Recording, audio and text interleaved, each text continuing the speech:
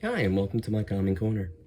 Today I wanted to cover two very opposing viewpoints, I would say, or at least at first. I would argue that they're actually not that different in the long run. But there's some concepts in Buddhism, as well as some concepts in Nietzsche, that I think really do kind of solidify a lot of things for me, and I hope they can solidify them for you.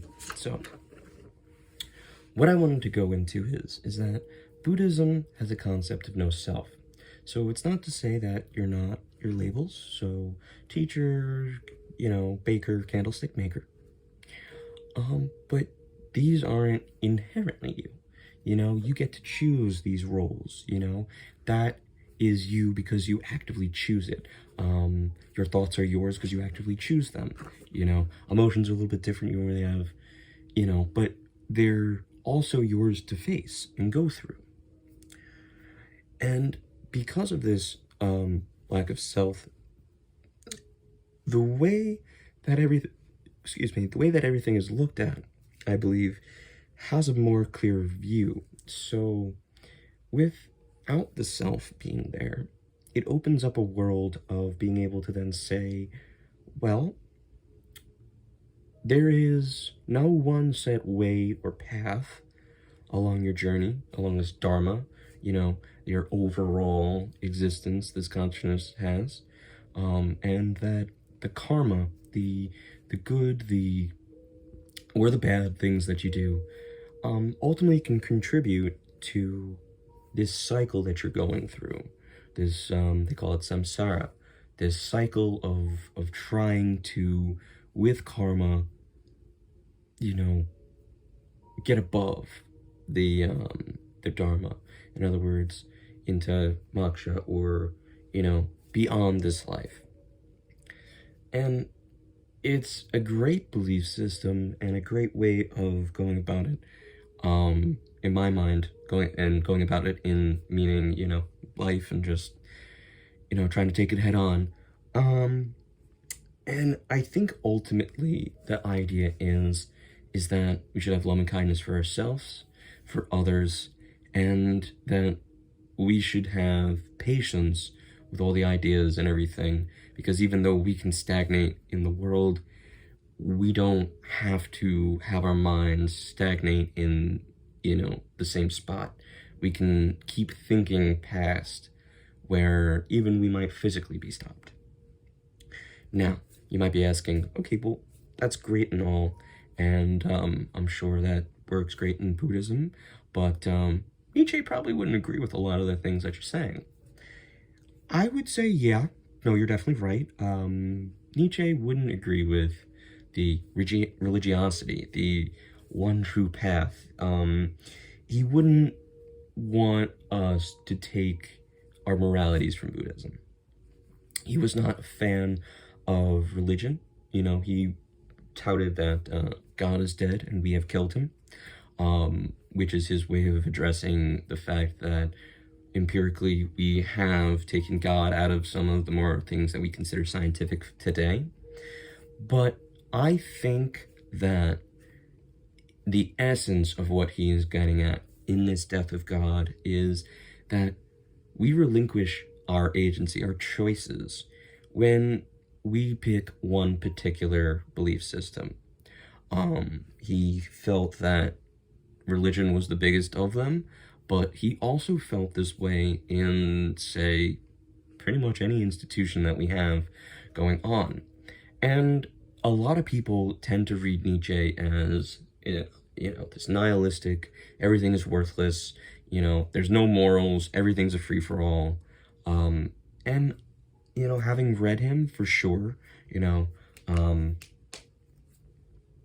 it's definitely very, what's the word I'm looking for? I don't think it's inherently there, but I could see how people can extrapolate upon that and pull that out.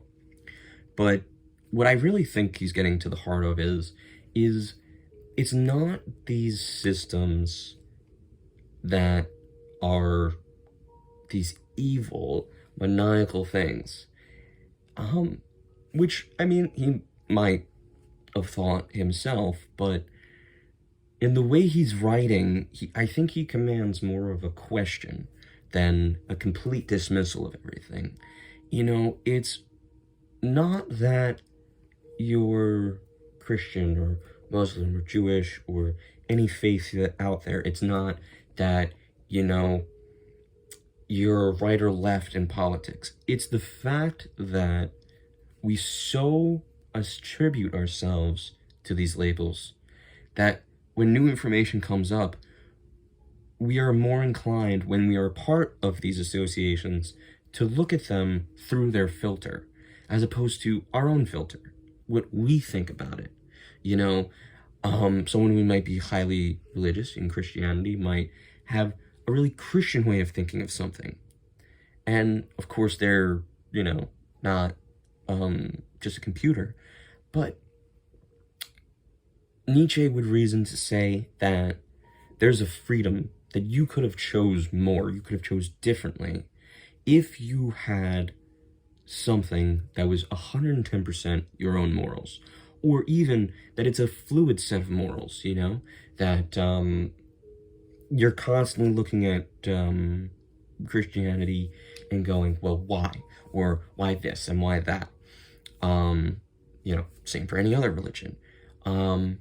And because inherently religion doesn't really fully lend itself to questioning, not that it doesn't, you can definitely question and still be religious, but in the sense that there's a set code that a good number of people follow, is what really he sees is unfreeing. And to exist in the world, his argument is that, which I would argue is a very Buddhist kind of concept, but that we must drop all our preconceived notions, that we must drop what it is that we think is at the heart of things, and assess them in a way that we find our value judgments, and in that way, I think that Buddhism and Nietzsche are talking about the same thing, that if we are not attached to one set thing, if we are not attached to one set morals, ethics, way of beauty, aesthetics, language, if we are not in one mind of thinking in that sense, that is truly free for Friedrich Nietzsche. And I believe that if we do not attach ourselves to every thought and judge them, that we will truly have a valid path in in the view of those who view the world in a Buddhist light.